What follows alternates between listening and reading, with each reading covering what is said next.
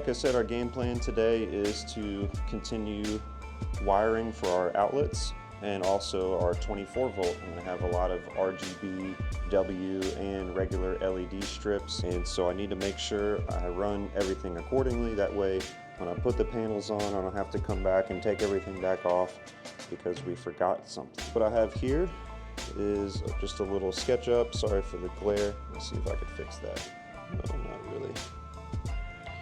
So what I've done is I've just made a drawing of my entire layout, and I like doing it on the iPad because you can really zoom in and make fine details. So I know, like, for this cabinet I'm going to need a HDMI wall outlet as well as a 4-gang outlet for my 120. And then up here also made a diagram of where the wires will run. I know it's kind of hard to see, but basically what we're looking at is right here. The door is here. This is the window I've already put in. And so you can see the desk where I have an outlet underneath and some 24 volt as well. So that's what we're going to do. I'm going to use this as a map to make sure I have everything covered. So for 120, we're going to be using this wire, the solid wire, and for most of the 24 volt, we're going to be using this 2-strand 18 gauge. And then when I have a switch panel here for an LED light, it requires 3 wires. And so to make that easy, I have some 3-strand wire that's going to carry a positive, negative, and a trigger wire. That way it'll keep it nice and tidy when we run all of the wires.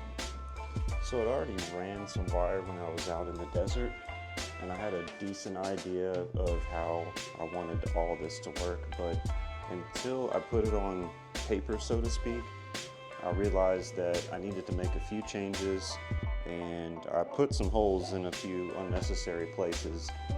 I'm going to put an outlet over here. This is for my 24 volt to come through. I'm going to put a grommet over this. I'm going to put a 120 outlet next to here, so I'm going to need to measure, make sure it's square, and also I'm going to need to make sure that I miss the support beam. And so we're going to put it just underneath that. That way we can run our wires in this channel. I made the insulation short right here on this section. That way we can put wires behind here and it's not going to get squished when we put the panel back. So I'm just going to go ahead and start putting in the first 120 outlet. So I'm just going to go ahead and take this panel completely out and kind of just start fresh. That way I can make sure we get everything done that's on the map that I created. Yikes. Don't scratch the floors, dude. Alright, so this 24 is going to supply our fuse box. I've got a 6-gang fuse distribution box that's going to power this. So I need to make sure it's got enough slack on the ends, and then I need to tape this sucker so it doesn't come off. And this is going to come all the way from the battery bank and the distribution for all of that, which is on the other side of the van. So we're going to run wires all the way over. I've got this little routed channel right here. It's going to help me give you guys a little look at that. So I routed in this groove right here. So basically behind the paneling, we've got 24 volt going out there, and from there it's going to go up, and on the top of this support it's going to go all the way over. Somehow I need to figure out when all the wires come back here, basically how to make a clean transition into this channel so they can run all the way over there. So I haven't really figured that out yet. I've been considering taking out this channel and just buzzing out all these tack welds right here, because it's really not structural. This is the bracket that holds the roll-up track for the door. On second thought, looking over here where I don't have insulation, this is actually part of the box too, so it's kind of a bummer. I'm gonna have to figure out another way to get some wires through. All right, so I figured it out. I think I can use a uni bit. I can just get one hole drilled here. I think that'll allow enough room for the cables to go behind this little crack in there. But the trick is, I'm 6 feet and I'm not tall enough. So we're about to get a little sketchy.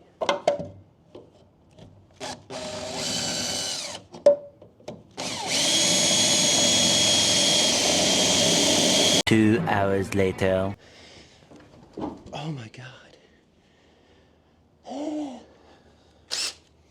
Just think, I've got to do that again too. All right, so now we get to find out if this is actually gonna work. And I've got to drag all this wire through here. Wish me luck. Just got to get the bend just right. Got it.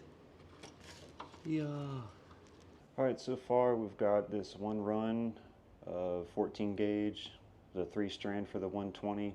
It's going to come into here, into an outlet, and out down here into an outlet that's going to be on top of the desk. And then from there it's going to go over and down, and this is going to be an outlet underneath the desk. I'll have a grommet on the desk itself where all of my charging cables for my laptop or whatever else is going to stay pretty permanent right here, just to keep the clutter to a minimum. This wire here is the 2-strand that's for the 24 volt 6-way fuse block, and from there we're going to distribute power for our 24 volt stuff that's going to happen here. And so that's going to be mainly just lighting. We're going to have lighting underneath the cabinet, RGBW, and just a 3K or 4K LED strip for normal lights for the desk. And then I'll have a strip underneath the lip of the desk as well to kind of create some accents. That'll be just RGBW. And the cool thing about RGBW is that you can switch it to white light as well. And you can also control that, you know, in a pattern if you want. And so it really makes the lighting system pretty flexible when you start to think about the possibilities. So we'll be able to have pretty much RGBW. The entire, anything that's a regular light will also be RGBW. For cabinet lighting, I'm also going to have just a dedicated, just push button dimmer. That way it'll makes things super simple just to turn lights on and off when you don't want to fumble with a remote or an app. So for 16 gauge, I'm going to come out of the fuse panel. It's going to go down here underneath for the RGB controller for 24 volt. And then if I go back over here, I also need to run power for the switch for the lighting that's going to be on the ceiling. So, and that's going to be a 3-strand wire. I'll have to double check what the switch needs for that to make sure I run the right wire. So right now I'm just going to run this right down here for the RGB controller. And that's going to go right next to the outlet that is right here as well. So it'll be super nice up in the corner. You'll never know it's there. Okay. This is going to be to desk LED. Okay, that's going to be the perfect length. I really enjoy the wiring aspect of builds. I've always kind of been like a stereo nerd when I was a kid. My dad was really into it. He had always had like a home theater system of some sort. Is this thing on?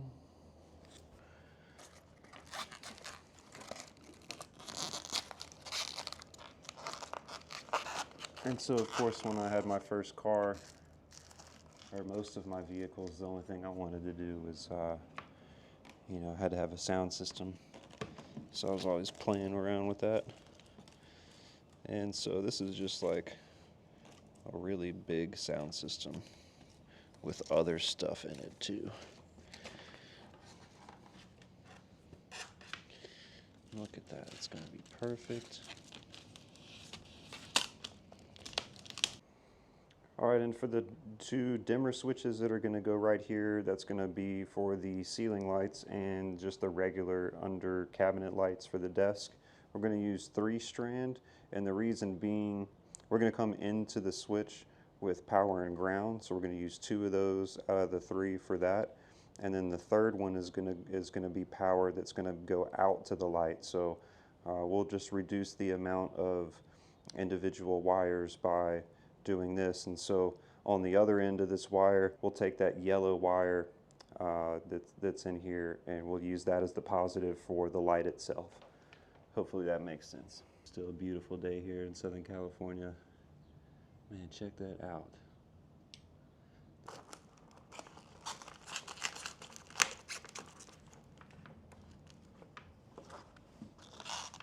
So I just realized, so this is a wire with black insulation, and so I don't have a Sharpie to write on that. So once I put 2 next to each other, it's going to be tough to tell them apart.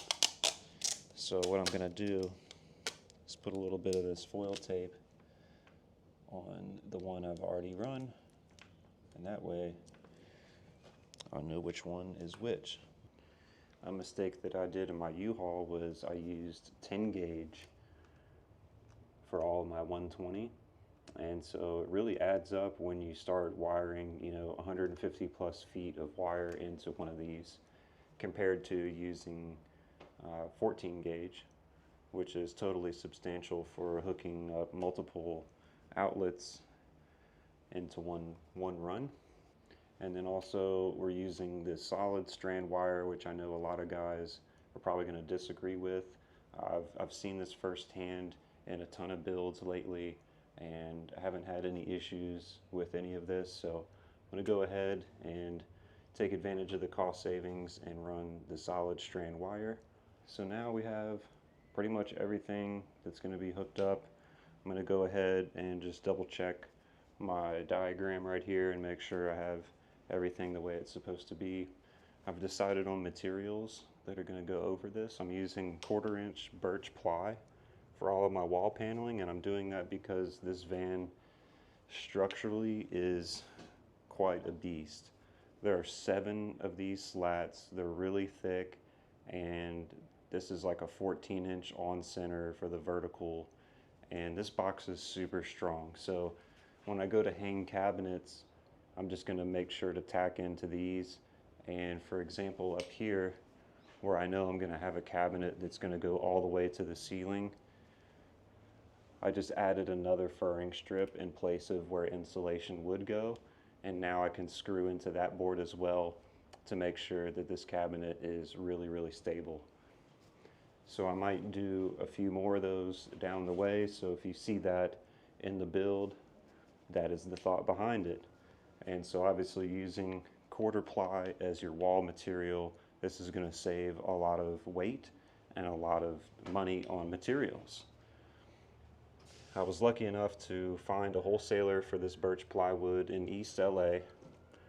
I did quite a bit of running around and grabbing materials to save what I could. And so I ended up getting these 1/4 inch ply sheets for 20 bucks a piece. And you're just not going to beat that anywhere, really anywhere in the country that I can find. So especially in California, I was super excited to come up on that deal. And that's where I grabbed all of my plywood materials. Another thing I need to run is for my porch lights. I need to figure out a switch for that. I'm not sure exactly where I want to put that switch yet.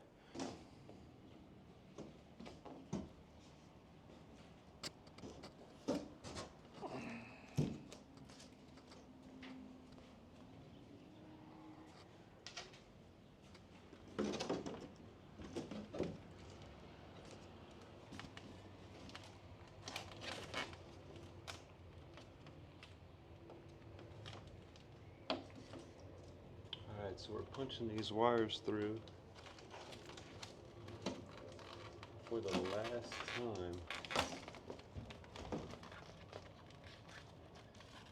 wow. Forgot all the ones that I made.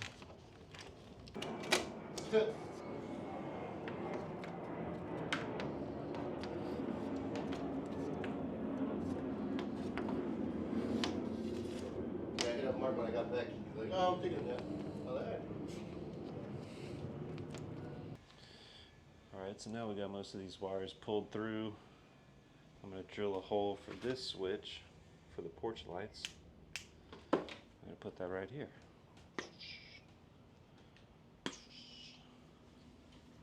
Don't forget to bring it down. That was a plane taking off right there. Floating and roping.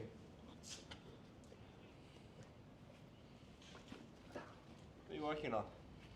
Putting this panel up, putting my wires through. You're So is that the front door or is that the tailgate? You're trying to translate the Yeah, the inscriptions. Yeah.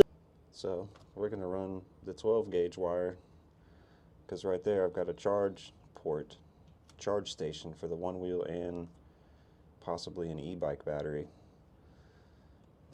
And so I want to be able to run a fast charger that does maybe up to 20 amps. So we're going to use this 10 gauge and run that.